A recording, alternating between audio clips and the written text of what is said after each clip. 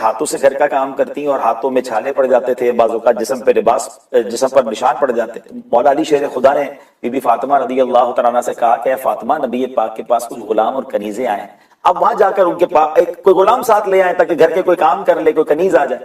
تو آپ گئی تو کہتی ہے نبی پاک کے ساتھ صحابہ بیٹھے تھے، تو میں نے بات نہیں کی، میں گھر آ گئی۔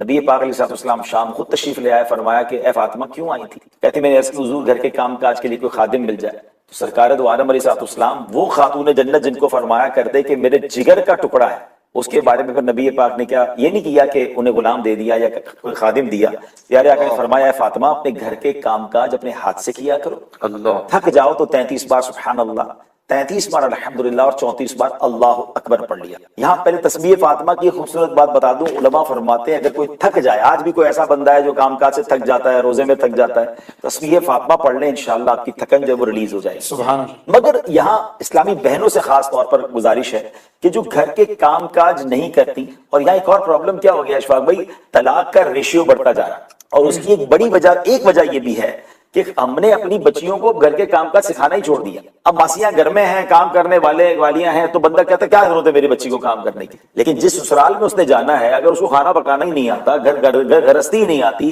اس کو کپڑوں کے بارے میں کچھ نہیں پتا، طے کیسے کرنے کچھ بھی نہیں آ رہا ہوتا، اتنا کوڑا اپنی بچی کو رکھتے ہیں کہ بعد میں نیکسٹ لائف میں اس کو مشکل ہو جاتی ہے۔ یہاں ماں باپ کو بھی چاہیے کہ بے شک اللہ نے آپ کو نوازا ہے، آپ کے گھر میں ملازمین کیوں نہ ہوں، آپ بچی کو گھر کے کام کاج ضرور سکھائیں، کیونکہ جو بھی خاتون گھر کے کام کاج اپنے ہاتھ سے کرتی ہے وہ دوسرے گھر کی آنکھوں کا تارا بن جاتی ہے۔ ہمیں اللہ کرے یہ بات سمجھ آئے تو اب بی بی فاطمہ رضی اللہ تعالیٰ عنہ کو نبی پاک خادم کیا جنتی خادم دے سکتے تھے، آپ تو جنتی خزانوں کے مالک ہیں نا، مگر آپ نے اپنی بچی کی تربیت اس طرح فرمائی۔ تو یہاں ماں باپ کے لیے بھی ایک درس ہے کہ وہ بچیوں کی تربیت کیسے کریں، اور یہاں ان بچیوں کے لیے بھی درس ہے، عید کے دن قریب آ رہے ہیں، تو جو بیچارے ایسے لوگ ہیں جو مڈل کلاس ہیں یا غریب لوگ ہیں، ان کے گھروں میں فرمائشی لسٹ شروع کہ ہمیں عید کے دنوں میں یہ بھی چاہیے، یہ والے کپڑے بھی چاہیے، تو یہ بھی چیزیں چاہیے۔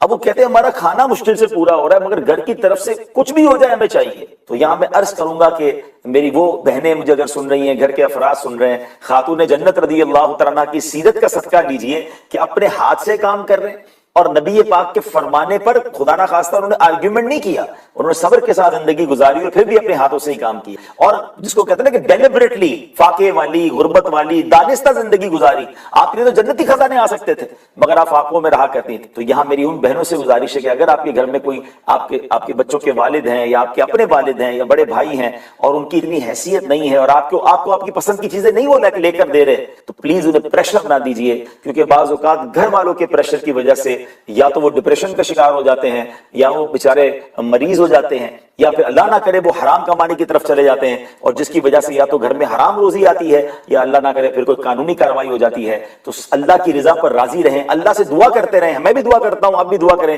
کہ اللہ ان تمام ہمارے غریب مسلمانوں کے گھروں میں خوشحالی عطا فرما دے، ان کے رزق میں اللہ وسعت دے دے، مگر پریشر نہ دے، تھوڑا سا وقت اگر مشکل ہے اللہ کی رضا پہ راضی رہیں، انشاءاللہ جلد اچھے دن آ جائیں گے۔ اسلام سے پہلے کے حالات دیکھیں نا عورتوں کے بارے میں، تو حیثیت کیا تھی کہ وہ مردوں کی خواہشات پورا کرنے کے لیے کھلونا تھی۔ عورتیں دن رات مردوں کی خدمت کرتی، محنت مزدوری بھی عورتیں کرتی، اور جو کچھ کماتی وہ مردوں کو دے دیا کرتی، مگر وہ ظالم مرد ان عورتوں پر کچھ بھی خرچ نہ کیا کرتے، عورتوں کو جانوروں کی طرح مارتے پیٹتے تھے، ذرا سی بات پر عورتوں کے کان، آنکھ اور ناک کاٹ دیا کرتے تھے، عورتوں کو دردناک سزائیں دے کر قتل کر دیا کرتے۔ باپ کے مرنے کے بعد جس طرح اس کے لڑکے جائیداد کے مالک ہو جاتے تھے، اس طرح اپنے باپ کی بیوی یعنی اپنی ماں کے بھی مالک ہو جاتے تھے، معاذ اللہ اپنی ماں کو لونڈی بنا کر رکھتے تھے۔ اللہ اکبر، عورتوں کو ان کے ماں باپ، بھائی بہن، شوہر کی میراث میں کوئی حصہ نہیں ملتا تھا، عورتیں کسی چیز کی مالک نہیں ہوتی تھی۔ عرب کے بعض قبیلوں میں تو یہ ظالمانہ دستور تھا کہ بیوہ ہو جانے کے بعد عورتوں کو گھر سے باہر نکال کر ایک چھوٹے سے تنگ و تاریب جھونپڑے میں 1 سال کے لیے قید رکھا جاتا، کھانے پینے اور تمام ضرورتیں وہ اسی جھونپڑے میں پوری کیا کرتی تھی۔ بہت سی عورتیں گھٹ گھٹ کر مر جاتی، جو زندہ رہ جاتی تو 1 سال بعد ان کے دامن میں اونٹ کی مینگنیاں ڈالی جاتی اور ان کو فورس کیا جاتا کہ کسی جانور کے بدن سے اپنے بدن کو رگڑیں. پھر اسی گندی حالت میں پورے شہر کا چکر لگایا جاتا تھا اور گویا یہ اعلان ہوتا تھا کہ اس عورت کی اب عدت ختم ہو گئی ہے. اللہ اکبر. ایسی ایسی رسمیں تھیں, ایسے رواج تھے. عورتیں بلبلاتی, روتی, تڑپتی, مگر ان عورتوں کے زخموں پر کوئی مرہم رکھنے والا نہیں تھا, کوئی فریاد سننے والا نہیں تھا. اللہ اکبر.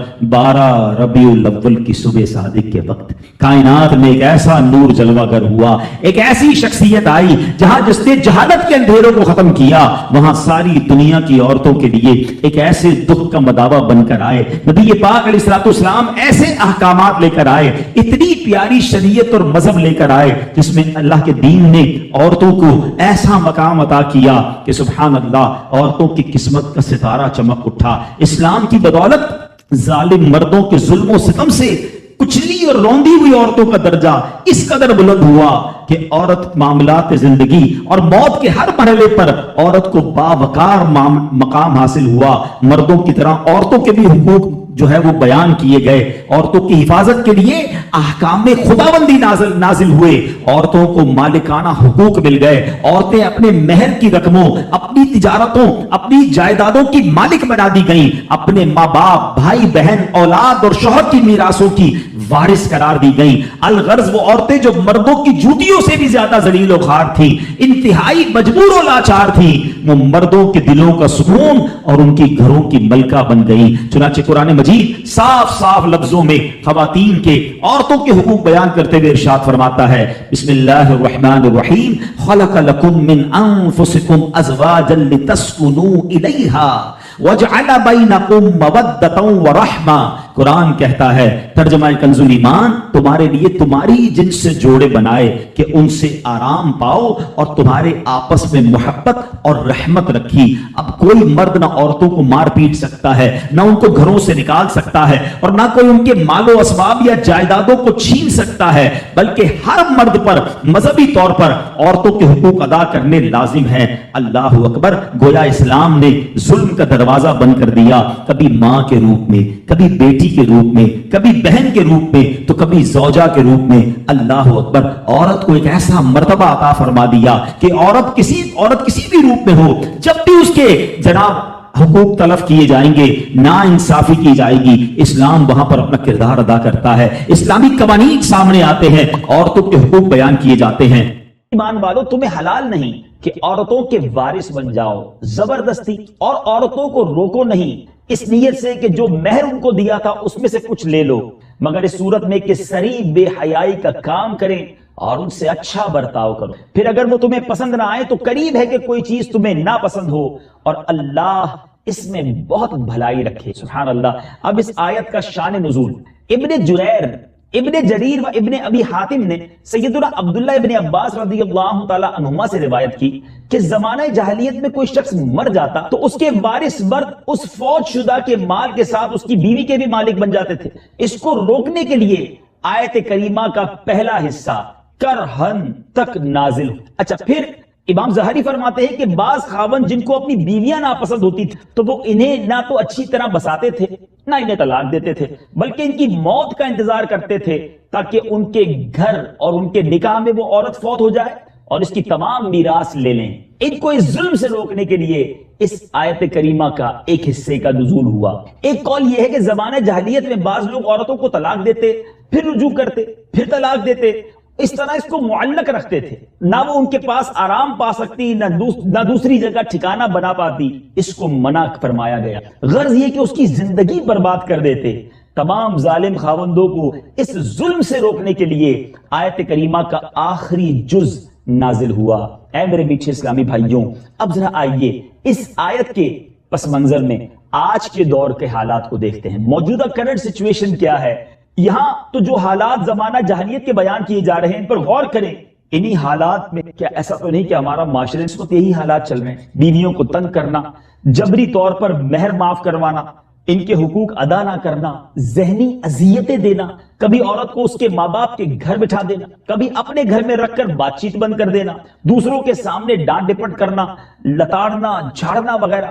عورت بیچاری شوہر کے پیچھے پیچھے پھر رہی ہوتی اور شوہر صاحب فرعون بنے بنے آگے آگے جا رہے ہو۔ عورت کے گھر والوں سے صراحتاً بیوی کے ذریعے نت نئے مطالبے کیے جاتے ہیں، کبھی کچھ دلانے اور کبھی کچھ دلانے کا۔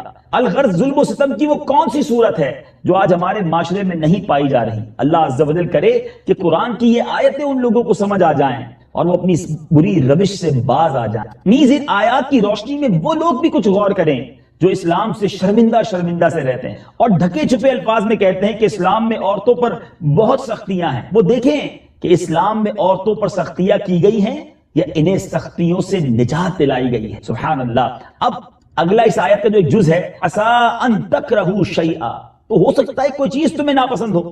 گھروں کو امن کا گہوارہ بنانے کے لیے ایک بہت عمدہ نفسیاتی طریقہ بیان کیا جا رہا۔ بیوی کے حوالے سے فرمایا گیا کہ اگر بدخلقی یا صورت اچھی نہ ہونے کی وجہ سے عورت تمہیں پسند نہ ہو تو صبر کرو اور بیوی کو طلاق دینے میں جلدی نہ کرو، کیونکہ ممکن ہے کہ اللہ تعالیٰ اسی بیوی سے تمہیں ایسی اولاد دے جو نیک اور فرما بردار ہو، بڑھاپے کی بے کسی میں تمہارا سہارا بنے۔ یہ طریقہ صرف میاں بیوی کے تعلقات کے لیے نہیں ہے میٹھے اسلامی بھائیوں، بہت خوبصورت قرآن کا یہ حکم ہے۔ اگر ہم پازیٹیو سوچنا شروع کر دیں تو زندگی آسان ہو جائے گی۔ مثال کے طور پہ زندگی کے ہزاروں معاملات میں اس پازیٹیونیس کو، اس مثبت طریقے کو اگر ہم امپلیمنٹ کر دیں، شامل کر لیں اپنی زندگی میں، تو زندگی کتنی آسان ہو سکتی ہے۔ مثال کے طور پہ کہ اگر کسی کی بیوی بدصورت ہے لیکن اس سے آدمی کو نیک اولاد حاصل ہے، یہاں اگر بدصورتی کو گوارا کر لے تو اس کی زندگی امن سے گزرے گی، لیکن اگر طلاق دے دے تو بعض اوقات نتیجہ یہ نکلتا ہے کہ بیوی تو چھوٹ جائے گی مگر بچے بھی چھوٹ جائیں گے۔ ساری زندگی ایسی تکلیفوں اور اذیتوں میں گزرتی ہے،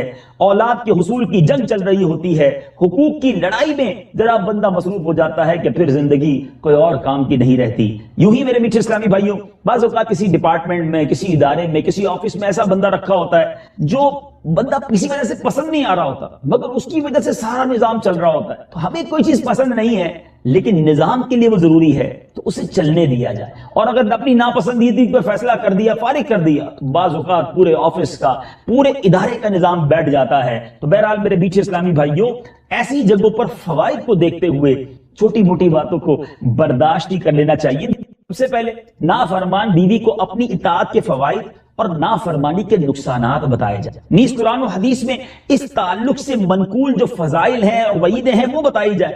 اگر اس کے بعد بھی نہ مانے تو ان سے اپنے بستر الگ کر لو، پھر بھی نہ مانے تو مناسب انداز میں انہیں سزا دی جائے۔ اس مار سے مراد یہ ہے کہ ہاتھ یا مسواک جیسی چیز سے چہرے اور نازک اعضاء کے علاوہ دیگر بدن پر ایک دو ضربے لگا دی جائیں۔ وہ مار مراد نہیں ہے جو ہمارے یہاں جاہلوں میں رائج ہے کہ چہرے پر اور سارے بدن پر مارتے ہیں، مکوں، گھوسوں اور لاتوں سے پیٹتے ہیں، معاذ اللہ ڈنڈا یا جو کچھ ہاتھ میں آئے اس سے مارتے اور لہو لہان کر دیتے ہیں۔ یہ سب حرام، ناجائز اور گناہ کبیرہ اور پرلے درجے کی جہالت ہے۔ میرے میٹھے اور پیارے اسلامی بھائیوں اور مدنی چینل کے ناظرین، اور پھر اگر وہ اپنی غلطی پر معافی مانگ لے تو قرآن کہتا ہے فَإِنْ أَطَعْنَكُمْ فَلَا تَبْغُوا عَلَيْهِنَّ سَبِيلًا، پھر اگر وہ تمہاری اطاعت کر لیں، یعنی جب گناہ کے بعد توبہ کرنے کی صورت میں اللہ تعالیٰ تمہاری توبہ قبول فرما لیتا ہے تو تمہیں بھی چاہیے کہ تمہاری زیر دست عورت جب قصور کرنے کے بعد معافی طلب کرے اور نافرمانی چھوڑ کر اطاعت گزار بن جائے تو اس کی معذرت قبول کر لو اور توبہ کے بعد اسے تنگ نہ کرو۔ بیوی جب غلطی پر معافی مانگے تو اسے معاف کر دینا چاہیے۔ اس آیت سے ان لوگوں کو درس عبرت حاصل کرنا چاہیے جو عورت کے 1000 بار معذرت کرنے، گڑ گڑا کر پاؤں پکڑنے، طرح طرح کے واسطے دینے کے باوجود اپنی ناک نیچی نہیں کرتے اور صنف نازک کو مشق ستم بنا کر اپنی بزدلی کو بہادری سمجھ۔ اللہ تعالیٰ ان بہادروں کو عاجزی اور سمجھنے کی توفیق عطا فرمائے۔ اب اس آیت سے جو مدنی پھول سیکھنے کو ملتے ہیں اس کو سمرائز کرتے ہیں، اس کا خلاصہ سن لیتے ہیں کہ نمبر 1، عورت پر بلا وجہ بدگمانی نہ کرے، بغیر تحقیق کے اسے برا نہ سمجھے۔ نمبر 2، اللہ تعالیٰ کبھی بد شکل اور بد اخلاق والی بیوی سے بھی اچھی اولاد عطا فرما دیتا ہے جس سے ماں باپ دین و دنیا میں سرخرو ہو جاتے ہیں۔ اور نمبر 3، نیک صالح اولاد اللہ تعالیٰ کی بڑی نعمت، جسے اچھی اولاد ملی اسے دونوں جہان کی خیر مل گئی۔ اللہ تبارک و تعالیٰ ہمیں اور آپ کو ماں باپ کی مغفرت کروانے والی اولاد عطا فرمائے، ہمارے گھروں کو امن کا گہوارہ بنائے، ہمیں ظلم و ستم سے محفوظ فرمائے اور اللہ کی عطا پر قناعت نصیب کرے، اللہ کے فیصلوں پر راضی رہنا ہمیں نصیب ہو جائے۔ اے کاش تھوڑی بہت مشکل آ جائے تو اس کو صبر کرنا بھی نصیب ہو جائے۔ کیا خوبصورت قرآن ہے اور کیا پیارے اس کے پیغام ہیں۔ عورت کے لیے افضل چیز یہ کہ اسے کوئی غیر مرد نہ دیکھے. اب یہاں بدقسمتی سے حال یہ ہے کہ تیار ہو کر ایسی چیزیں پہن کر ایسا میک اپ کر کے باہر نکلنا ہے تاکہ لوگ دیکھیں. کتنا فرق ہے. یعنی ان کو یہ احساس بھی نہیں ہوتا کہ ہم کیا کرنے جا رہی ہیں. والد کتنا سمجھا لے گا, بھائی کتنا سمجھا لے گا. آپ خود سے یہ فیصلہ کریں نا. ہمیں پڑھنا چاہیے اور گھر میں بی بی فاطمہ کی سیرت کو بیان کرنا چاہیے. میں نے خود ایکسپیرینس کیا ہے. مرد کتنی کوشش کر لے گھر کا ماحول بدلنے کی, اگر گھر کی ایک عورت بدل جائے نا اور وہ نیک بن جائے, آپ دیکھیں گھر کا ماحول کیسے بدل. جو امپیکٹ لیڈیز ڈالتی ہے نا گھر کے ماحول کو بدلنے میں, اگر آپ کے گھر میں کوئی ایک اسلامی بہن با پردہ ہو جائے, با عمل ہو جائے, تہجد گزار ہو جائے, اس کا جو امپیکٹ آتا ہے نا بچوں پر اور گھر پر, اللہ اکبر, وہ امیزنگ. واقعی ہمیں اپنے گھر میں خاتون جنت رضی اللہ تعالیٰ کی سیرت کو بیان کرنا چاہیے اور اللہ ہماری ماؤں بہنوں کو عمل کرنا. خاتون جنت اتنی حیا والی, اتنی پردے والی ہیں کہ زندگی بھر تو پردہ کیا, مگر جب آخری وقت آپ کو ایک ڈولی دکھائی گئی جس میں ایسی ڈولی جنازے کی بنائی گئی, آپ کو بتایا گیا کہ اے بی بی, آپ کا جنازہ جب اس میں لے جایا جائے گا کسی غیر مرد کی آپ کے جنازے پر نظر نہیں پڑے گی. نبی پاک علیہ الصلوۃ والسلام کی دنیا سے پردہ فرمانے سے لے کر اس دن تک آپ مسکرائی نہیں تھی. ایک ہی بار مسکرائیں اس ڈولی کو دیکھ کر, جس سے یہ انہیں اطمینان ہو گیا کہ میرے جنازے پر بھی کسی غیر مرد کی نظر نہیں پڑے گی. اور ہماری خاتون جنت کے پردے کا عالم یہ ہے کہ جب قیامت کے دن آپ پل صراط سے گزریں گی تو قیامت کے دن علماء فرماتے ہیں یہ اعلان ہوگا کہ تمام اہل محشر اپنی آنکھیں نیچی کر لیں, نگاہیں نیچی کر لیں, خاتون جنت کی سواری گزرنے والی ہے. ایسی با پردہ خاتون جن کا ہم سب اب ان کی غلامی کا دم بھرتے ہیں, پنجتن کا اپنے آپ کو ہم غلام کہتے ہیں. میری اسلامی بہنیں سوچیں کہ وہ تو جنازہ بھی کوئی نہ دیکھے, اس کی تمنا کریں, اور آج ہماری بہنیں بازاروں میں بے پردہ گھومیں. یہ سچی غلامی نہیں ہے اہل بیت کی. ان کی سیرت مجھے اور آپ کو یہ پیغام دیتی ہے. جو میرے بھائی مجھے سن رہے ہیں, اپنے گھر میں پردے کی ترکیب بنائیے, گھر والوں کو سمجھائیے بے پردگی گھر میں نہیں ہونی چاہیے. اور جو بہنیں مجھے سن رہی ہیں وہ خود سے یہ پلان کر لیں کہ انشاءاللہ آج کے بعد کبھی بے پردہ نہیں گھومیں گی. اللہ تعالیٰ مجھے اور آپ کو حیا کی توفیق نصیب فرمائے.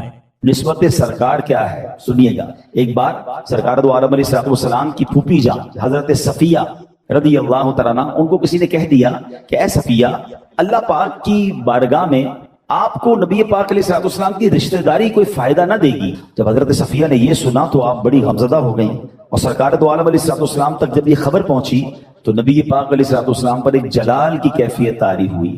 حضرت بلال سے فرمایا اے بلال, لوگوں کو جمع کرو. نبی پاک علیہ السلام کے حکم پر مدینے کے لوگوں کو جمع کیا گیا. سرکار دو عالم علیہ السلام منبر پر تشریف فرما ہوئے اور اللہ پاک کی حمد و ثنا بیان کی, اور فرمایا کیا حال ہے ان لوگوں کا جو یہ گمان کرتے ہیں کہ میری رشتہ داری فائدہ نہیں دے گی. قیامت کے دن ہر حسب و نسب یعنی نسبی اور سسرالی رشتہ ٹوٹ جائے گا, مگر میرا سبب اور نسب کہ وہ دنیا اور آخرت میں جڑا ہوا ہے. یعنی قیامت کے دن سارے رشتے ختم ہو جائیں گے, مگر نبی پاک سے جو رشتہ ہے, جو آپ کی آل, آپ کے قرابت داروں کا رشتہ ہے, وہ قیامت کے دن بھی باقی رہے گا. علامہ سید ابن عابدین شامی رحمت اللہ تعالی علیہ فرماتے ہیں تقریباً انہی الفاظ کی حدیث کئی سندوں سے مروی ہے. اس کے علاوہ بہت ساری احادیث ہیں جن سے ثابت ہوتا ہے کہ نبی پاک علیہ الصلوۃ والسلام کا جو نسب پاک آپ کی اولاد کو ضرور نفع پہنچائے گا. یہ دنیا سے اچھے حال میں رخصت ہوں گے, آخرت میں نجات پائیں گے. بے شک آپ علیہ الصلوۃ والسلام کی اولاد اطہار دنیا اور آخرت میں بڑی سعادت مند ہے. سبحان اللہ, ذرا غور کیجئے کہ یہ کیسا رشتہ ہے کہ جب مرد اور عورت کا انتقال ہو جائے تو مرد کے لیے اب غیر ہو جاتی ہے, اب اس کا اس سے کوئی تعلق نہیں رہتا ہے, رشتے ختم ہو جاتے ہیں. باپ بیٹا بھی قیامت کے دن ایک دوسرے کو نہیں پہچانیں گے.